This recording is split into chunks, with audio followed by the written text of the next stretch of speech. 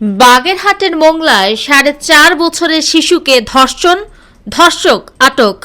বাগেরহাট থেকে as নান্টুর report. বাগেরহাটের মোংলায় cake খাওয়ানোর প্রলোভন দেখিয়ে বাড়িতে ডেকে নিয়ে 4.5 বছরের এক শিশুকে ধর্ষণের অভিযোগ পাওয়া গেছে। অভিযুক্ত ব্যক্তির নাম হেমায়েত সর্দার। রবিবার দুপুরে এই ঘটনা ঘটে। খবর পেয়ে স্থানীয়রা ওই ব্যক্তিকে গণপিটুনি দিয়ে পুলিশে সোপর্দ করেছে। ভুক্তভোগী পরিবার ও এলাকাবাসী জানান, মোংলা উপজেলার সোনাইলতলা ইউনিয়নের হেমায়েত সর্দার শিশুটিকে কেক খাওয়ানোর প্রলোভন দেখিয়ে তার বাড়িতে বাথরুমে নিয়ে ধর্ষণ করে। এ সময় শিশুটি অসুস্থ হয়ে বাথরুমের পাশে পড়ে থাকে। পরে শিশুর মা তাকে খুঁজতে গিয়ে হেমায়েতের বাথরুমের সামনে থেকে শিশুটিকে উদ্ধার করে উপজেলা স্বাস্থ্য কমপ্লেক্সে নিয়ে যান। স্বাস্থ্য কমপ্লেক্সের আবাসিক medical officer doctor bullet Sen বলেন, প্রাথমিকভাবে মনে হচ্ছে শিশুটি ধর্ষণের শিকার হয়েছে।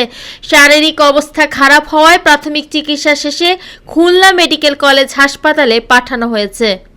মোংলা থানা ভারপ্রাপ্ত কর্মকর্তা ওসি মোহাম্মদ আনিসুর রহমান বলেন, একটি শিশু ধর্ষণের শিকার হয়েছে।